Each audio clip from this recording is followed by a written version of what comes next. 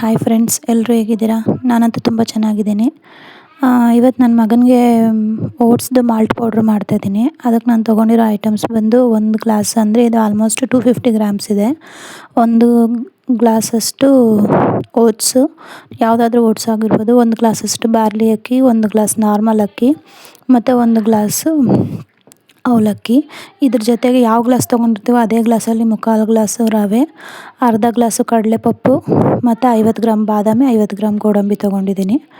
ಇದನ್ನೆಲ್ಲನೂ slow ಫ್ಲೇಮಲ್ಲಿ ಎಲ್ಲ ನೀಟಾಗಿ ಹುರ್ಕೊಂಡು, ಸಪ್ರೇಟಾಗಿ ಎಲ್ಲನೂ ಸ್ಲೋ ಫ್ಲೇಮಲ್ಲಿ ಇಟ್ಕೊಂಡು ಹುರ್ಕೊಂಡು ಈ ಬಾದಾಮಿ ಗೋಡಂಬಿ ಬಂದು ಹಂಗೆ ನಾವು ಮಿಕ್ಸಿಗೆ ಹಾಕಿದ್ರೆ ಸರಿಯಾಗಿ ಮಿಕ್ಸ್ ಆಗಲ್ಲ ಅಲ್ವಾ, ಅದರಿಂದ ಸ್ವಲ್ಪ ಎಲ್ಲ ನೀಟಾಗಿ ಜಜ್ಜಿಕೊಂಡು ಪುಡಿ ಮಾಡಿಕೊಂಡು ಆಮೇಲೆ ಮಿಕ್ಸ್ ಮಾಡಿ ಮಿಕ್ಸರ್ಗೆ ಹಾಕಿ ಒಂದು ಬಾಕ್ಸಲ್ಲಿ ಸ್ಟೋರ್ ಮಾಡ್ಕೊಂಡಿದ್ದೀನಿ. ನಾನು ಯಾಕೆ ಇವಾಗ ನನ್ನ ಮಗನಿಗೆ ಆಲ್ರೆಡಿ 1 ಇಯರ್ 3 ಮಂತ್ಸ್ ಆಗ್ತಿದೆ, ಆದರೂ ಕೂಡ ಇನ್ನೂ ನಾನು ಯಾಕೆ ಇದು ಸರಿ ಕೊಡ್ತಿದ್ದೀನಿ ಅಂದರೆ, ಅವನು ರಾಗಿ ಸರಿನೂ ತಿಂತಾನೆ, ಬಟ್ ಆದರೆ ಅದು ತುಂಬ ವಾಮಿಟ್ ಮಾಡ್ತಾ ಇರ್ತಾನೆ. ಸಮ್ಟೈಮ್ಸ್ ನೈಟಲ್ಲಿ ನಾನು ಇದನ್ನು 10 o'clock ತಿನ್ನಿಸಿದ್ರು ಕೂಡ ಅವನಿಗೆ ಇದು ಬೇಗ ಡೈಜೆಸ್ಟ್ ಆಗುತ್ತೆ.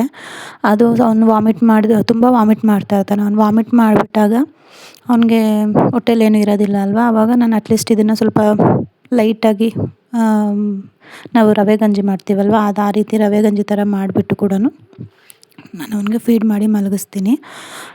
ಇದರಲ್ಲಿ ನಮಗೆ ರವೆ ಬಂದು ಕ್ವಾಂಟಿಟಿ ಕಡಿಮೆ ಇರಬೇಕಾಗುತ್ತೆ, ಯಾಕಂದರೆ ರವೆ ಬೇಗ ಅಷ್ಟೊಂದು ಡೈಜೆಸ್ಟ್ ಆಗೋಲ್ಲ. ಅದರಿಂದ ಓಟ್ಸ್ ತುಂಬ ಒಳ್ಳೆಯದು, ರವೆ ಕ್ವಾಂಟಿಟಿ ಕಡಿಮೆ ಇರಬೇಕಾಗುತ್ತೆ. ನಾನು ಅದಕ್ಕೋಸ್ಕರನೇ ಈಗ ನನ್ನ ಮಗನಿಗೆ 1 ಇಯರ್ 3 ಮಂತ್ಸ್ ಆದರೂ ಕೂಡ ನಾನು ಇನ್ನೂ ಇದನ್ನೇ ಪ್ರಿಫರ್ ಮಾಡ್ತಿದ್ದೀನಿ. ನಾನು ಮಾಡಿಟ್ಕೊಂಡಿರ್ತೀನಿ, ಬಟ್ ಯಾವಾಗೂ ನಾನು ತಿನ್ಸೋಕ್ಕೆ ಹೋಗೋದಿಲ್ಲ. ಫಸ್ಟೆಲ್ಲ ಮಾರ್ನಿಂಗಲ್ಲೂ ಕೂಡ ತಿನ್ನಿಸ್ತಿದ್ದೆ, ಈಗ ಈವ್ನಿಂಗಲ್ಲಿ ಮಾತ್ರ ತಿನ್ನಿಸ್ತೀನಿ. ನಾನು ಇದ್ರ ಜೊತೆಗೇ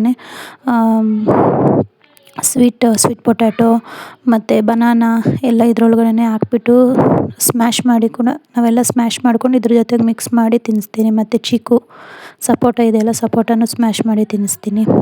ಯಾವುದಾದ್ರೂ ಫ್ರೂಟ್ಸ್ ನನ್ನ ಮಗ ಯಾವ್ದು ತಿನ್ನಲ್ವೋ, ಆ್ಯಪಲ್ಲು ಅದೆಲ್ಲನೂ ನಾನು ಇದ್ರೊಳಗಡೆ ಹಾಕಿ ಸ್ಮ್ಯಾಶ್ ಮಾಡಿಬಿಟ್ಟು ಇದ್ರೊಳಗಡೆ ಮಿಕ್ಸ್ ಮಾಡಿ ತಿನ್ನಿಸ್ತೀನಿ. ಆವಾಗ ಅವನು ಈಸಿಯಾಗಿ ತಿನ್ಕೊತಾನೆ. ಈ ಥರ ಮಾಡೋದ್ರಿಂದ ಅವ್ರಿಗೆ ಬೇಗ ಡೈಜೆಸ್ಟ್ ಆಗುತ್ತೆ. ಅದಕ್ಕೋಸ್ಕರ ನಾನು ಈ ಪೌಡ್ರನ್ನ ಈಗ ಕೂಡ ರೆಡಿ ಮಾಡಿ ಇಟ್ಕೊತಾ ಇದ್ದೀನಿ. ತುಂಬ ಚೆನ್ನಾಗಿದೆ, ಟ್ರೈ ಮಾಡಿ ನೋಡಿ. ನಿಮಗೆ ಬೇರೆ ಯಾವುದಾದ್ರೂ ಬೇಬಿ ಫುಡ್ಡು ರೆಸಿಪೀಸು ಮತ್ತು ಬೇಬಿದು ಸರಿ ಪೌಡರ್ ರೆಸಿಪೀಸ್ ಬೇಕಿದ್ದರೆ ನನಗೆ ಕಮೆಂಟಲ್ಲಿ ತಿಳಿಸಿ. ನಾನು ಡೆಫಿನೆಟಾಗಿ ನಿಮಗೆ ಅದರ ರೆಸಿಪಿನ ತೋರಿಸ್ಕೊಡ್ತೀನಿ. ವಿಡಿಯೋ ಫುಲ್ ನೋಡಿ. ನಿಮ್ಗೆ ಇಷ್ಟ ಆಗಿದ್ರೆ ಸಬ್ಸ್ಕ್ರೈಬ್ ಮಾಡಿ ಆ್ಯಂಡ್ ಶೇರ್ ಮಾಡಿ. Thank you.